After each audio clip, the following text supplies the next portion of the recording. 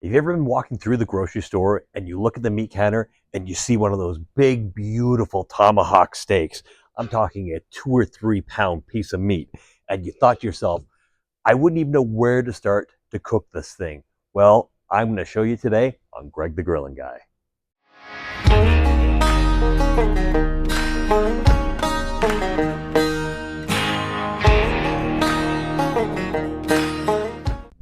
What is a tomahawk steak, you ask yourself?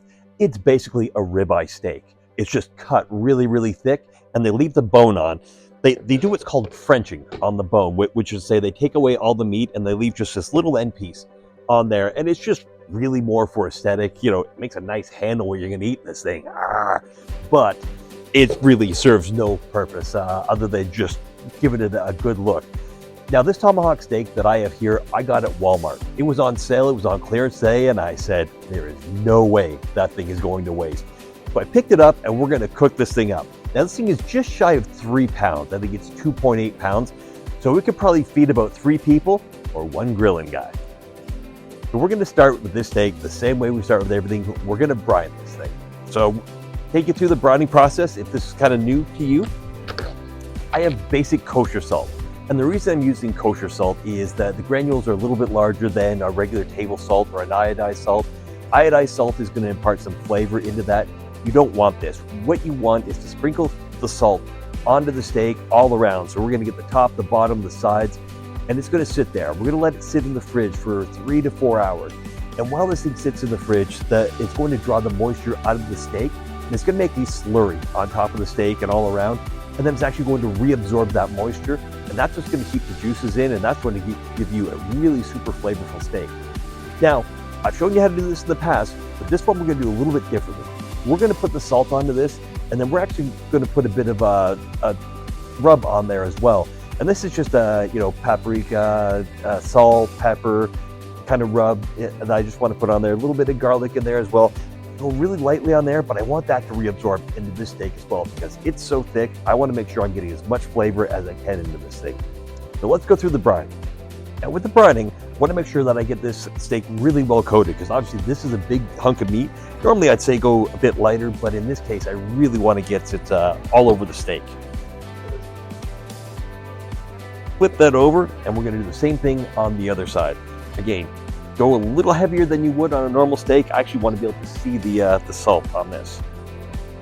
We're also going to do the sides, which normally on a thinner piece of steak, I wouldn't be as worried about it, but on something of this size, I want to make sure that I'm getting all around so that we're maintaining the maximum amount of moisture in this. Now that salt is on there, I'm going to add the barbecue rub. And again, going to go kind of light on this because this isn't the actual seasoning that I'm going to put on top before I start to cook. But I want to put some in so it gets drawn in with the salt and the slurry to get a bit of flavor into the steak. So we're just going to go really, really light on this. And again, want to get the sides on this one because it is just such a big piece of meat and it is beautiful, isn't it? Get some down onto here. And there we go. So just like that, just a small amount on there. I'm going to take this and put it in the fridge because I want it to rest so that salt is able to ultimately draw the moisture out and then back into the steak. And that's really going to flavor this thing up nice. So we'll put it in the fridge for 4 hours and we'll pick it up when we get the equipment ready. I'm going to cook this on an indirect heat, but I am going to sear it first. And there is kind of a trick to searing a tomahawk steak, something this large. So I'm going to walk you through that. I'm going to walk through how we set up the equipment and how we do the sear, and then we'll cook it on the indirect heat, which is pretty common if you've watched the channel, but we'll figure that all out shortly. While the tomahawk steak sits in the fridge, I'm going to get the barbecue ready. So today I'm going to be using lump charcoal instead of briquettes because I want a really high heat to put a sear on that thing, and then I want to make sure I've got that high heat maintained. I am cooking a few other steaks at the same time, but they're not really as important as that tomahawk, to be honest with you. So I've got the grill set, as you can see, for an indirect cook. I have my vortex funnel in here. I'm going to put the lump charcoal in there, light it up, and get it going. And while that heats up, I will go in, grab the tomahawks, because I'm going to take it out and let it probably sit for 30 minutes on the counter, along with the other steaks. We'll add a bit more seasoning to it at that point, but I want to make sure it comes up to room temperature because it's such a thick steak. If we put that thing on there while the center's cold, it's just going to cook very unevenly. So let's get the grill going.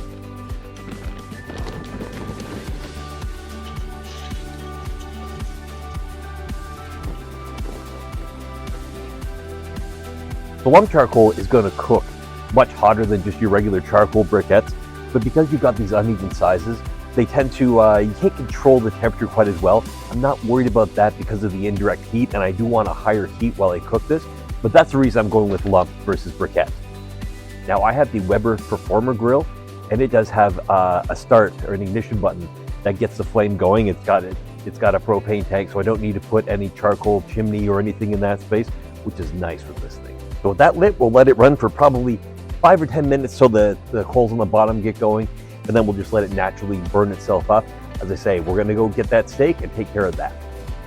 Steak has come out of the fridge after 4 hours. You can see that it's started to dry out. The salt's essentially all gone. There's just a little bit of the rub that I put on there, but this is where we put the flavor rub on.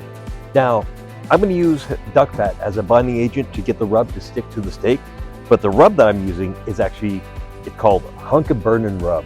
It's from a guy based out of Tucson, Arizona. He's an Elvis impersonator. He also does barbecuing and barbecue rubs, and he has a number of takeoff on Elvis songs.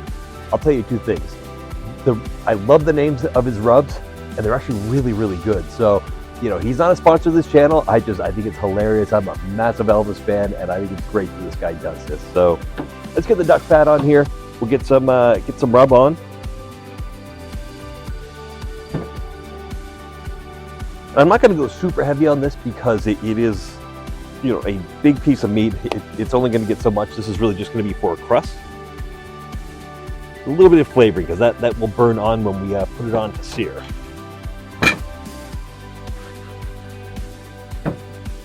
And that will all make sense once we get to the searing point. Okay, pat that on. And then much like when we did the brine, want to make sure that you get the outside as well because it's such a big piece of meat. This is going to give a little bit of flavor to the outside as well. So we've got that all set. As you can see, we're losing light. This is wintertime in Arizona, hence the reason I'm wearing the long sleeve shirt. So at a certain point, I'm gonna have to switch over and start shooting this with artificial light. Just bear with me. This is just such a beautiful piece of meat. I did not want to miss filming the cook on this. So I'm gonna set this inside to let it warm up a bit. The barbecue itself is almost ready. So we'll pick it up once we do the sear.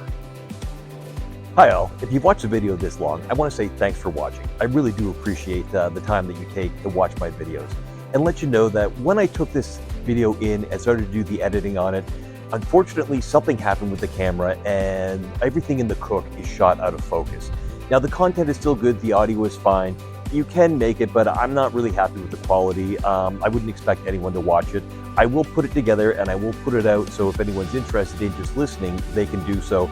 I will also index this, so you can skip over all the cook portion and go right to the cut, because again, it is fairly difficult to watch, and I do apologize for that. I will reshoot this video at some point and get it out there, but I put the teaser trailer up and it was such a great piece of meat that I didn't want to not put this video out. Otherwise, skip to the end for the cut and I'll let everyone know when it's updated. Now that we've got the coals good and hot, we are going to sear this thing. So to sear it, I'm going to take it up and just put it directly over the coals. And I'm going to let it sit there, reposition that, let it sit there for probably about 30 seconds to a minute, at which point I will flip it over. I'm going to do that 4 times. So 30 seconds aside, each side, around and around. 4 times, that should give it 2 to 4 minutes over that heat, depending on how hot it's cooking. At that point, I will move it over onto the cool side of the grill and we'll start the indirect cook on that. So let's pick this up as we flip. Okay, I'm going to give this thing a flip. Now, notice that when I flip it, I'm going to flip it over onto a new part of the grill, a part that hasn't actually had anything on there. The reason I do that is for the grill marks. So the area where the steak has been cooking is obviously going to cool down. You can see that I got some great grill marks on there already, but I want to make sure that I cook on an area that hasn't been cooled down, and then the area that was there, it's going to heat up naturally now that the steak's gone away. So when I flip back, I'll be able to cross-hatch those grill marks. Let's give this a flip back.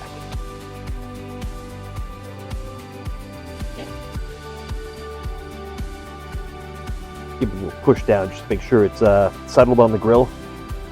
You can see again, we got the grill marks on there. So one more flip and then it's going to move over and start to rest. You might notice I do have a meter thermometer in there because I'm going to want to track this because it's such a large piece of meat. It will be a longer cook. I want to make sure that I'm tracking to see when this is ready to go. I'm going to cook it to about 123, which is where I like my steak. On a flip. There we go. You can see I got a nice char on there. This is looking good. So we'll give it another second or two. And with that, I'm going to move it off the heat. Close this lid down, and we're going to start the slow part of the cook. So we'll pick this up in a couple of minutes. I'll do a couple things throughout the cook. Again, it'll be lower light, so bear with me. But this will take probably, I'm guessing, 40 minutes or so, but we shall see.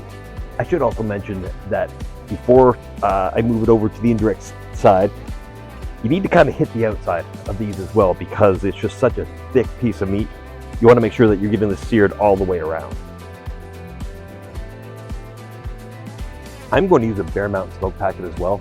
I think the gourmet barbecue edition is going to be a lovely touch. So we're in low light now, but I've got this thing probably about half done. It's been on for 20-30 minutes. It's maybe got 20 minutes left, and I'll show you the secret. I'm going to take this, I'm going to use my old friend bacon up. I'm just going to take a little scoop and put it on top and let that melt into the steak while it's cooking here. And in about 10 minutes, I will flip it over and do that same thing to the other side. That's just going to keep it moist. It's going to impart a little bit of the bacon flavor in there. All right, this is going to be a tough video production with it losing light like this. So, you know, I'm going to flip the Tomahawk and put a bit more bacon up on there, give it about 10 more minutes, and then I'll wrap it, and we'll actually pick this up inside because you're not going to be able to see much out here at this point. So we'll pick it up when we cut into this thing. The moment of truth, as we say, we're going to cut into this thing, see how it goes. So when you cut into this, you want to cut around the bone. Let's cut in the center of this and see how this prime rib looks.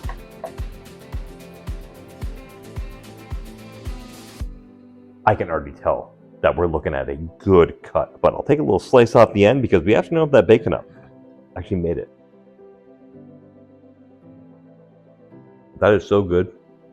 I would recommend this to anybody. This will feed a few people, and it's a great presentation. Where you go. So, hey, if you like what you saw, please hit like and subscribe. I certainly appreciate that. I will put a link to everything I used on the video down in the description below. But folks, thanks for watching. Until next time, I'm Greg the Grilly Guy saying, grill it real good.